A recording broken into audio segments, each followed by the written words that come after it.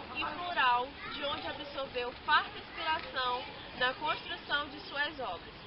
Admirador e consumidor literário voraz, o autor, sem desmerecer outros formatos literários, adotou o gênero conto como uma paixão imediata, inspirado em autores como Rubens Fonseca, Machado de Assis, João Rufo, dentre outros gênios. Inspirados da forma técnica e temática nesse grande nome, sem contudo conduzir-se a uma mera imitação. Bom, o professor Neves teve a honra de compor. Eu que tive a honra, né, de ter um prefácio escrito por ele, né? Que bom. A honra foi toda minha. E tem um trecho aqui que eu li que fala assim: embora recorrendo a ambientes em que imperam a violência e o escatológico, e escrevendo em alguns momentos ao estilo de um José Louzeiro, de um Rubem Fonseca e de um João Antônio, Bruno Tomé acaba conduzindo seus personagens por caminhos bifurcados que lembram os passos das criações literárias de João Gilberto Noll. O senhor se inspirou mesmo ou foi mera coincidência? Ou o senhor pesquisou? Ou... Na verdade, tem alguns escritores que foram citados pelo professor Neres. Eu cito o exemplo principalmente do João Antônio. Né? João Antônio é um escritor paulistano, né? Que escreve sobre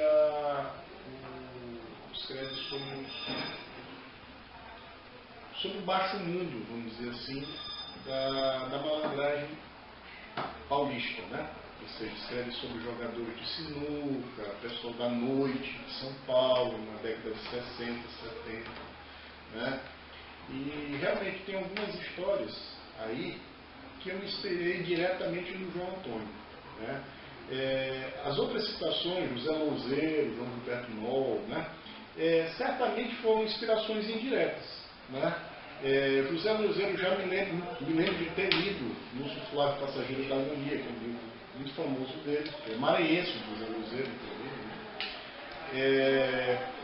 certamente deve ter havido alguma referência na memória com relação principalmente a José Louzeiro ou alguém, porque às vezes as influências podem ser colhidas diretamente ou indiretamente de outros autores que indiretamente, por exemplo, eu li algum autor que tenha sido inspirado em um deles, né?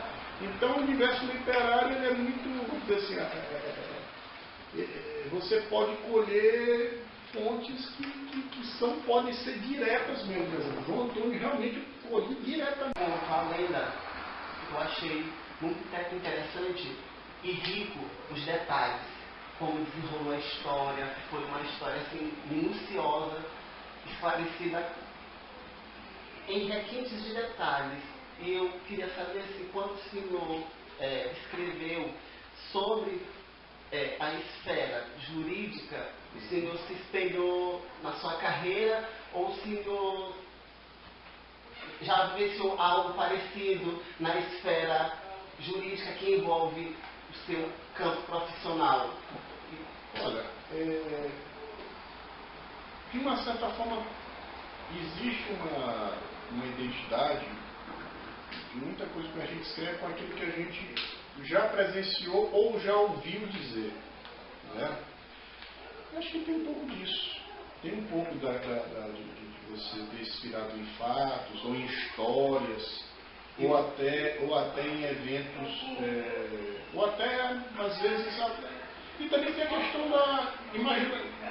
do fruto imaginativo. E a hierarquia que é conduzida à história, que é uma lenda, um advogado, pelo que eu pude entender, que tem comendas e uma pessoa, uma lenda, e deixou o Israel meio assim de saia justa, ter que chamar a atenção e ao mesmo tempo ter que, sem ofendê-lo, eu acho assim muito interessante que assim, pelo rico universo da trajetória ainda acontecer assim, algo desse tipo. Eu acho assim que o senhor foi muito, como eu posso explicar,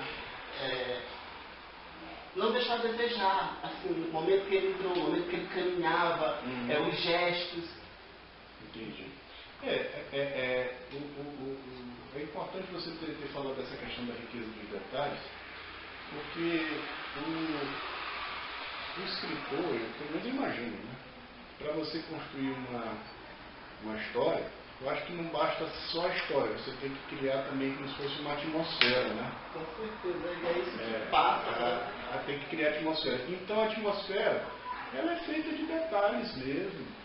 E até para tornar a história que a gente chama verossímil, né? Ou seja, para tornar a história que as pessoas realmente tenham compreensão. Bom, estou vivendo, isso é um universo ali, se não real, mas é próximo ao real, vamos dizer assim. É o que a gente chama de verossimilhança, né? Algo que está próximo de uma realidade, algo que você pode sentir, algo palpável, né? Então, aí para isso você precisa criar uma atmosfera. E o meio jurídico tem essas coisas, né? essas solenidades, tem essas vaidades, tem essa coisa da comenda, do sujeito receber comendas, receber títulos, né? E existe aquela coisa que gira em torno do sujeito que já foi presidente, já desempenhou determinadas funções, desempenhou determinados cargos, né? Toda essa solenidade em torno, né? Então, essa questão da riqueza dos detalhes, você observou muito bem, né? Isso mesmo. E sobre a Mucura, eu achei assim, muito interessante também que eu percebi ali um grupo familiar, numa situação embaraçosa ao mesmo tempo, mas ao mesmo tempo que eu percebia um pai querendo contornar e um filho também querendo contornar, fica claro. A essência do título, que está voltado mais para a sobrevivência na questão de saber viver, como aqui na contracapa até fala a respeito do... parece querer mostrar para seus leitores que a vida é bem mais do que se está acostumado a ver. Entendeu? Então, assim, ao mesmo tempo que ele sentia o calor do pai, ele sentia uma resposta áspera, um silêncio que precisava, ao mesmo tempo, ser respondido. E no final de tudo ele disse: pai, eu vou mesmo procurar um restaurante para comer. E logo após o pai sente, entendeu? Eu achei muito... É uma história muito... Eu não sei como é que você interpretou na hora, né? Eu não sei qual foi a interpretação. Muita gente se identifica, né? Foi uma história, essa história, por isso eu pedi para tu dares uma lida nessa, na outra, principalmente nessa, porque eu já percebi assim uma identificação. Por exemplo, eu falei de um primo meu, ele disse: rapaz, é a mesma coisa que eu estou falando com meu pai. Né? Um outro amigo meu também, que eu sei que tem uma relação difícil com o pai, um amigo meu, que até era também na minha área jurídica, ele leu, ele me mandou uma mensagem, disse: rapaz, essa história é muito real. Livro Contos Cruéis, do primeiro conto, chamado de O Filho de Eloy, o senhor discorre sobre a vida de um escritor de best-seller que se encontra em um ambiente escuro, úmido e sufocante. O decorrer do conto nos mostra a forma clara que o personagem vive. A vida depressiva, as frustrações, chegando a um certo momento, esse escritor ser um dos personagens da sua própria criação. Certo? E isso seria uma alucinação, porque se percebe que a temática deste conto está centrada na revolta da criação para com o Criador. Então, gostei da tua pergunta, porque aí existe aquela dúvida, né? Se isso é fruto de uma alucinação ou se isso é real na história. Né? Porque apesar de ser uma coisa meio fantástica, né, pode ser real naquela história, né? Ou seja, poxa, como é que estou aqui? Eu sou um escritor, estou aqui, escrevi uma série de livros, né? De uma hora para outra os personagens saem de dentro do meu livro e me procuram, me abordam, me perseguem. Que é isso? Bom, mas pode ser que a realidade da história seja essa, não é? Assim como pode também, na tua interpretação, poder ser uma alucinação, né? Eu dei o leitor para dizer isso aí.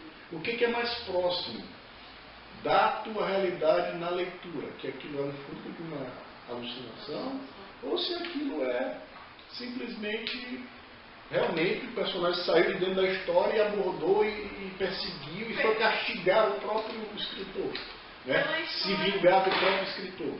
Então pode ser uma coisa, pode ser outra, né? Quando eu escrevi, eu preferi dar uma conotação de que aquilo se transformou numa realidade, do que propriamente uma alucinação. Quando eu escrevi, eu não pensei em alucinação, mas o leitor pode ter elementos para dizer que aquilo foi uma alucinação. Eu respeito. É interpretação, né, professor? É interpretação. Já no outro conto titulado As Bactérias, são uma bactéria jovem e uma outra veterana. Tem esse embate das duas. Isso, é. O que seria isso? Bom, a história realmente ela é uma história sobre conflito de gerações, né? Sim. Por um acaso a gente escolheu uma forma para contar a história que foi essa, né?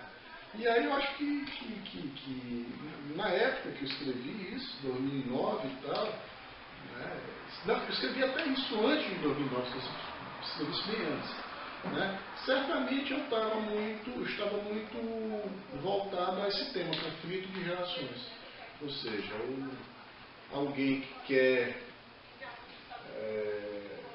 estar insatisfeito com uma dada situação, né? E quer mudar de vida, quer procurar outra coisa, quer procurar outro ambiente, sabe? Às vezes todos nós não temos algumas vezes a vontade assim, eu quero sair do Maranhão, quero ir embora daqui, quero ir para outro lugar, né? E aí uma outra pessoa mais velha vem te dizendo, olha, será que tua vida vai ser melhor morando em Rio, São Paulo, Minas Gerais, Rio Grande do Sul? Como Né? o próprio conto fala, será que é melhor lá fora? Será que é melhor lá fora? Então é isso. Geralmente o que chama a atenção com relação a isso, né? O jovem quer ir para a Europa, quer estudar fora, quer não sei o quê, quer viver a vida, quer fazer a vida fora e tal. Geralmente é uma pessoa mais velha que vem te chamar, olha, vem cá, mas olha, tem esses contras aqui, né? Toma cuidado, quem te garante que vai ser melhor, né? Então é essa história do conflito de gerações mesmo, né? É alguém que quer tocar a vida para frente e outro que está dizendo, segura um pouco, né? Por aí. Né? E no final da história acaba sendo uma ironia porque o jovem acaba se dando mal, né? Ele acaba se dando mal. E aí a conotação sexual é em cima também, foi uma forma irônica também de contar a história, de uma maneira irônica, uma maneira, vamos dizer assim, muita gente fica assim, mas o que é isso, cara? Não sei o que, o transporte, o que é isso? Sai um líquido, não sei o que. Então, assim, é uma forma que eu encontrei na época de contar uma história de conflito de gerações. E isso acabou sendo um recurso até que dá acho que até engraçado, gera uma certa ironia mesmo.